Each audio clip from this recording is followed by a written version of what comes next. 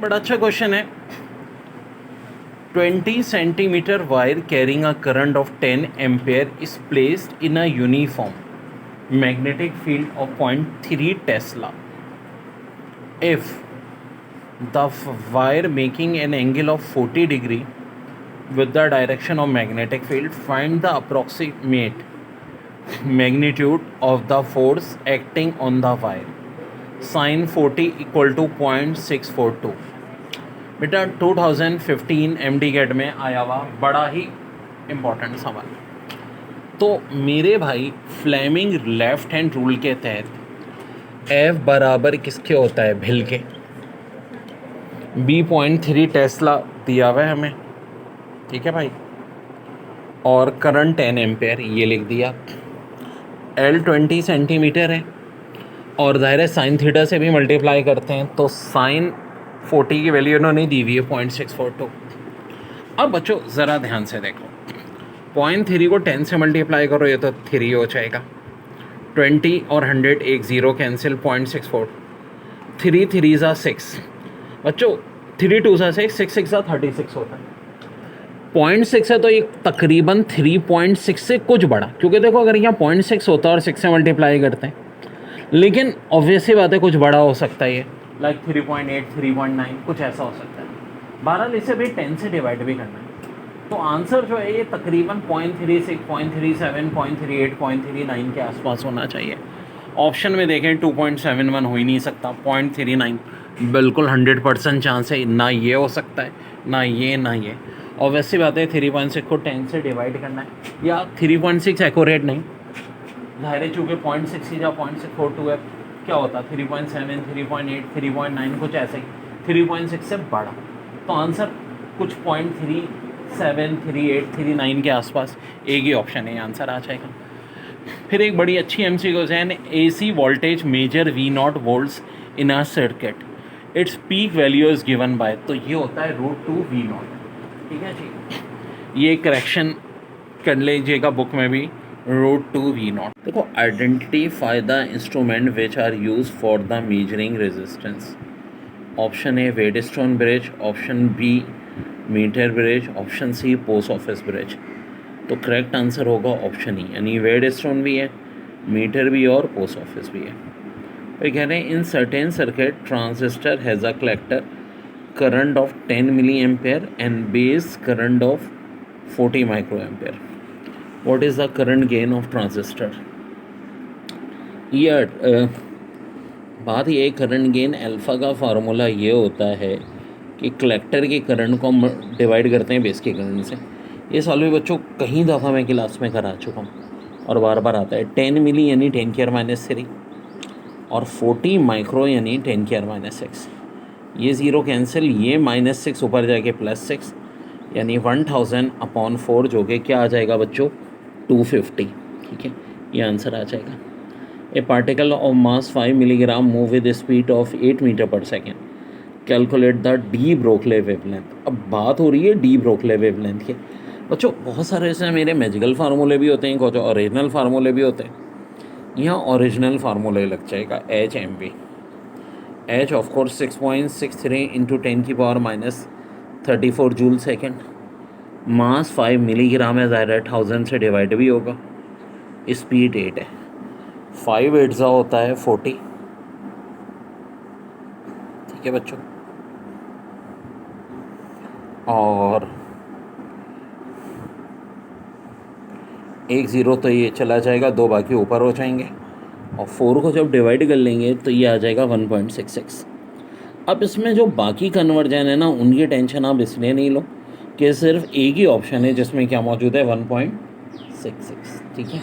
तो आपने डायरेक्ट इसको टिक कर देना है 1.66 को, सीधी सादी बात है। 8 5 ज़ा 40 यानी 4, 6 को डिवाइड करो तो आंसर ही आता है।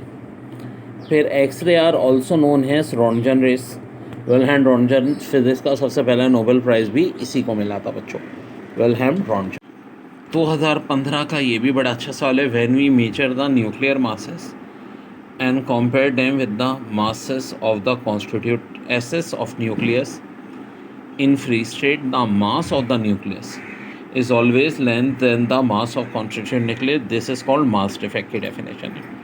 Dash are very high energetic electromagnetic radiation of extremely short wavelength emitted from the nuclei of radioactive atoms originating from the high energy transition of the nucleus in the nuclei. तो इसका correct है option है gamma race. ये सारी definition हैं बच्चों, ठीक है. फिर kelvin is the unit of thermodynamics temperature which is dash of the thermodynamic temperature. तो करेक्ट आंसर है 273.16 of the triple point of water. अब ये बड़ा धांसू न्यूमेरिकल है. 10 न्यूटन है और 20 न्यूटन है फोर्स, ठीक है. एंगल 30 और 60 डिग्री बना रही है, तो आपसे रिजल्टेंट फोर्स पूछ रहे हैं. वेल देखो यार, फार्मूला इसका होता है F1 square plus F2 square plus 2F1 F2 cos theta. F1 F2 की जगह हम 10 का स्क्वायर और 20 का स्क्वायर पुट करेंगे. 2 इंटू 10 इंटू 20 और 30 और 60 का डिफरेंस यानी cos 30, ठीक है. और इसका जो करेक्ट आंसर है बच्चों वो ये वाला ऑप्शन है 29 न्यूटन. और ये मेरी जो एक्सप्लेनेशन वाली वीडियो है वेक्टर की उसमें भी मौजूद है, ये हमने उसमें भी कराया था सेम क्वेश्चन, ठीक है. देखो जो क्वेश्चन मैं कराता हूँ क्लास में सारे ऑलमोस्ट वही. देखिए, what will be the gravitational force of attraction between two balls each weight 5 kg when placed at a distance of 0.33 metre. G equal to 6.67 into 10⁻11 newton metre square पर kg square. देखो बेटा, बहुत ही प्यारा सवाल है ये फार्मूला है. M1 M2 दोनों 5 kg, रेडियस 0.33 मीटर है यानी 1/3 है. तो जो G की वैल्यू है 6.67 इंटू 10⁻11 हो गई. और इसको हम 6.67 को 20/3 भी लिख सकते हैं. ये 5 ये हो गई 10⁻11. 1/3 का स्क्वायर. वेल इसका मतलब है जो सबसे नीचे ऊपर आ जाएगा 2 3 आ जाएंगे. एक 3 तो इस वाले 3 से काट दो, बाकी ये 3 बच गया. अब देखो 20 इंटू 25 इंटू 3, 20 इंटू 25 कितना हो गया 500. अब ये जो -11 है ना, 2 0 -4 को खा जाएंगे, -9 रह जाएगी. 5 3 से कितना हो जाएगा 15. 1.5 इंटू 10⁻8. और बिल्कुल एक्यूरेट आंसर क्या है 1.53 इंटू 10⁻8. तो ये क्या हो गया बच्चों हमारा आंसर. 2015 का बड़ा प्यारा question. Consider the following example of motion. The daily motion of the earth about it axis. तो भाई ये तो स्पिन मोशन हो गया. फिर the motion of the planets around the sun orbital motion हो गया. Sugar cane crushing machine in run by a camel that moves in circular path around the machine. ये भी ऑर्बिटल मोशन हो गया. Rotation of fly wheel about it axis, ये spin motion हो गया. तो कह रहे हैं which of following is correct. तो ज़रा स्टेटमेंट ई देखो. 1 and 4 are example of spin motion, बिल्कुल जी. And 2 and 3 are the example of orbital motion. फिर जनाब फाइनल एनर्जी पूछ रहे हैं, काइनेटिक एनर्जी. जब shopkeeper pushes a pull grade initially at rest. देखो ये बड़ा है मैं, जब भी बॉडी स्टार्ट फ्रॉम रेस्ट होती है वर्डन और काइनेटिक एनर्जी बराबर होती है.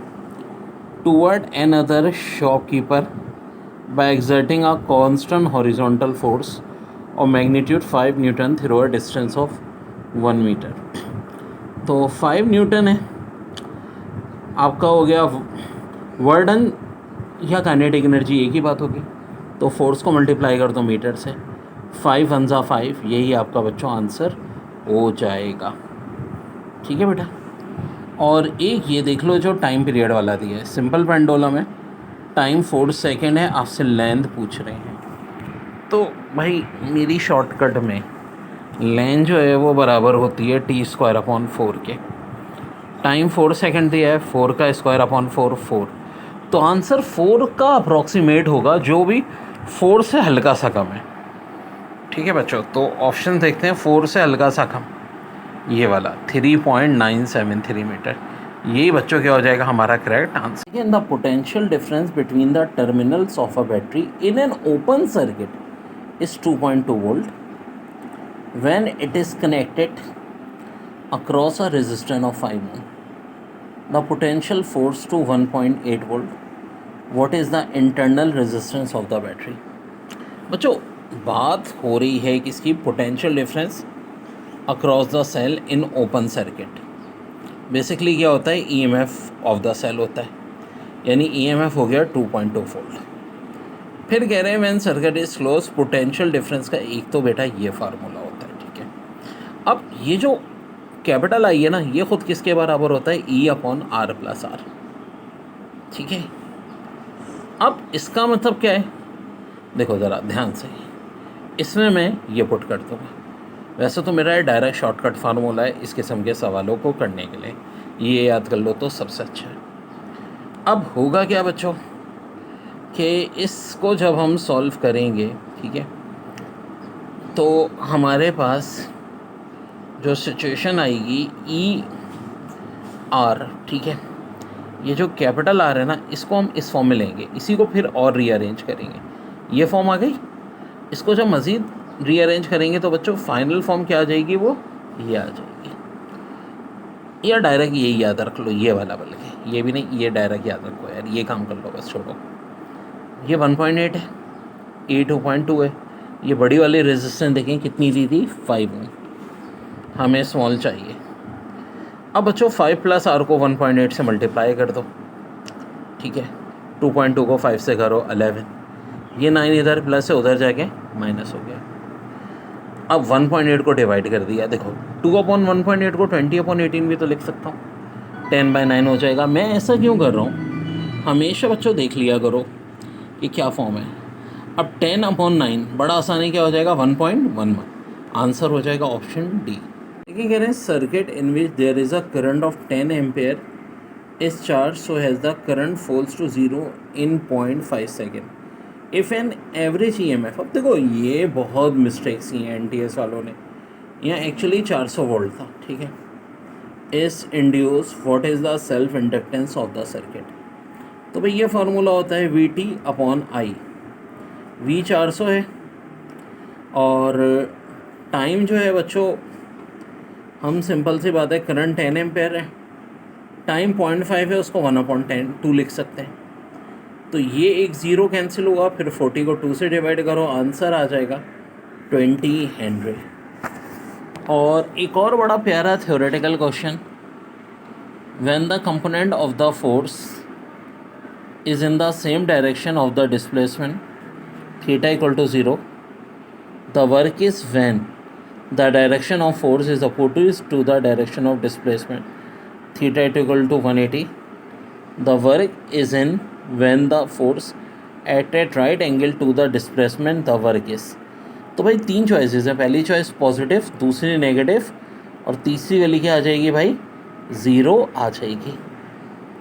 और m lambda = 2d sin theta. तो ये कौन सा लॉ है बच्चों हमारे पास? ये लगेगा ब्रेक्स लॉ। कौन सा लॉ लगेगा? ब्रेक्स लॉ।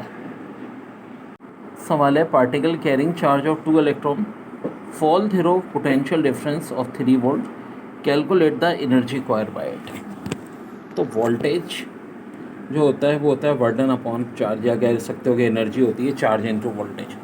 वोल्टेज 3 वोल्ट है, चार्ज देखो 2E दे रहे हैं, ठीक है। तो एक E का मतलब होता है 1.6 × 10⁻⁻19। तो 3 × 2 को इससे मल्टीप्लाई कर देंगे, ये हो जाएगा 9.6 × 10⁻⁻19, ठीक है जी। ये वाला ऑप्शन है जूल्स में आंसर। फिर कह रहे हैं the total outward flux over any close hypothetical surface called dash is equal to the total charge enclose divided by E0 irrespective of the way in which the charge is distributed. तो भाई सीधी सादी बात है, किसकी बात हो रही है? गॉसियन सरफेस की, ठीक है। ये बात किसकी हो रही है भाई?